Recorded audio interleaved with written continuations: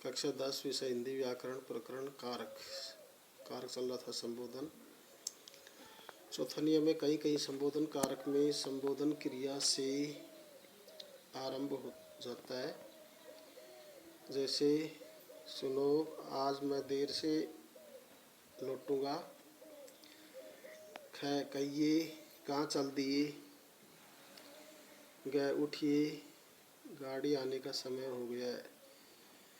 विशेष उपयुक्त वाक्यों में क्रियाओं से पहले तुम, आप, तू, हम आदि सर्वनाम तथा उपयुक्त संज्ञाएं अप्रत्यक्ष रूप से उपस्थित रहती है। जैसे आप ये पत्र लिखा या नहीं, सुनो, तुम सुनो, उठिए, आप उठिए आदि। गृहकारी हेतु प्रश्न। पहला प्रश्न है, कारक के भेद और उनके परिचायक चिन्ह लिखिए। दूसरा प्रश्न है, संबोधन कारक के 2 उदाहरण लिखिए। तीसरा प्रश्न, के लिए का प्रयोग किस कारक के साथ होता है।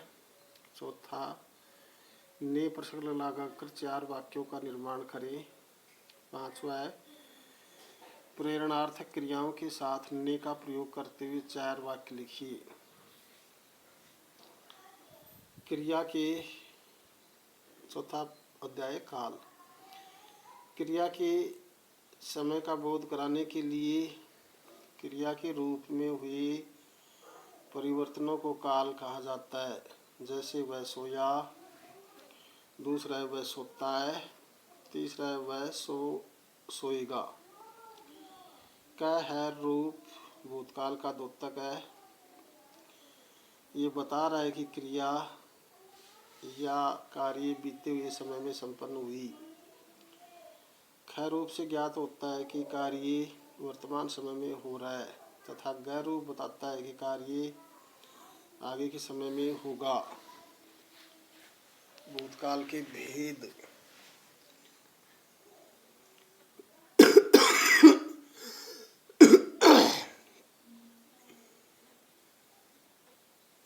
काल के भेद। काल मुख्य 3 भेद होते हैं, लेकिन भूतकाल के अप्रत्यक्ष रूप से 6 भेद होते हैं। क सामान्य भूत, दूसरा ख आसन्न भूत, ग पूर्ण भूत, ग अपूर्ण भूत, च संदिग्ध भूत और 6 है हेतु मद भूत। हेतु मद भूत। अब सामान्य भूत। इसमें क्रिया के बीते हुए समय का बोध होता है, परंतु ये ज्ञात नहीं होता कि कार्य कब समाप्त हुआ।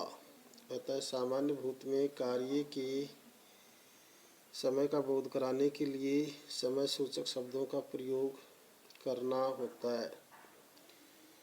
क विनय घर गया, ख मैंने खाना खाया, ग वे कल यहाँ आ गए थे, ग उसने पिछले वर्ष परीक्षा दी थी। उपयुक्त वाक्यों में ग तथा ग में क्रिया के समय का बोध कराने के लिए रेखांकित शब्दों का प्रयोग हुआ है।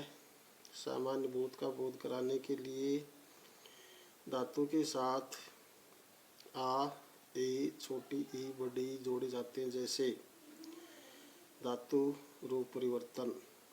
जा धातु है, रूप परिवर्तन हुआ, गया, गए, गई, गई। पड धातु है, पढ़ा, पढ़ी, पढ़ी, पढ़ी।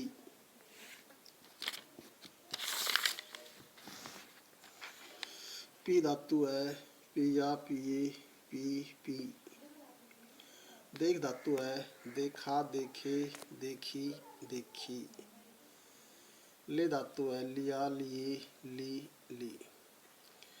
ओ धातु है, हुआ, हुए, हुई, हुई। कूद धातु है, कूदा, कूदे, कूदी आदि। पूछ धातु है, पूछा, पूछे, पूछी आदि। विशेष उपयुक्त उदाहरणों के अनुरूप कर से करा होता है, जो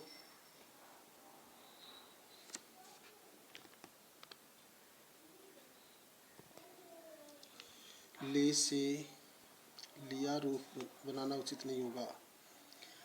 ख है आसन्न भूत। आसन्न भूत से ज्ञान होता है कि काम भूतकाल में प्रारंभ हुआ था, वह वर्तमान काल में अभी अभी समाप्त हुआ है, जैसे वे अभी आई है। ख है बच्चा सो गया है। और ग है प्रवाह।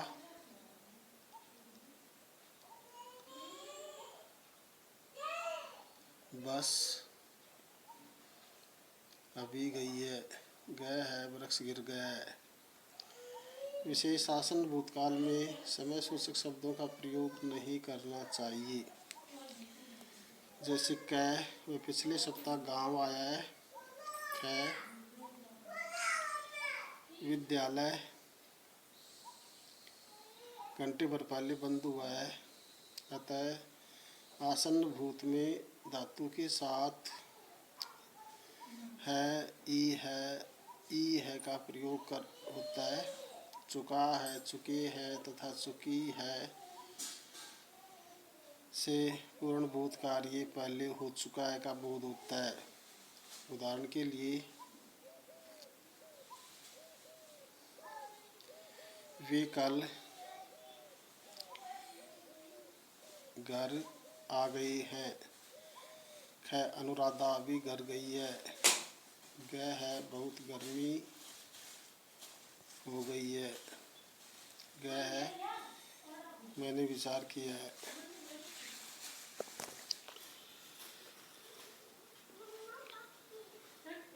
ग पूर्णभूत। पूर्ण रूप से ज्ञात होता है कि कार्य बहुत समय पहले संपन्न हो चुका है। जैसे कै व्यास जी ने महाभारत रचा था। ख वर्षा न होने से खेती सूख गई थी। ग पुलिस के आने से पहले ही लुटेरे भाग चुके थे। गह अब पछताई होत क्या जब चिड़िया चुग गई खेत। उपयुक्त उदाहरणों में रचा था, सूख गई थी, भाग चुके थे, चुग गई थी भूतकाल की क्रियाएं हैं। अतः धातु में आ या ए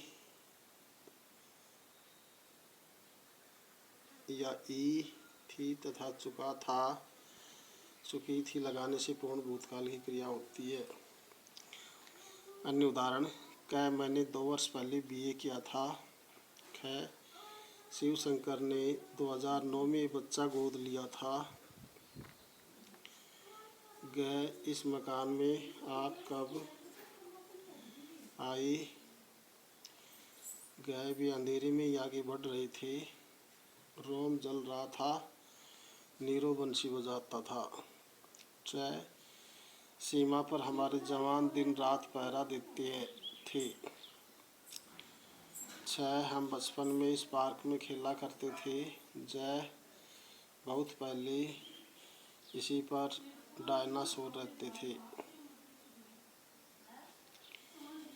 उपयुक्त उदाहरणों में सोता या बजाता था, पढ़ रहे थे, रच रहे थे, खेला करते थे, रहा करते थे आदि क्रियाएं अपूर्ण भूत अर्थात काम के चलते रहने का बोध कराती है। अतः ये सभी अपूर्ण भूत की है। अतः धातु में क्रमशः ता था, ते थे, ती थी, रहा था, रहे थे, रही थी,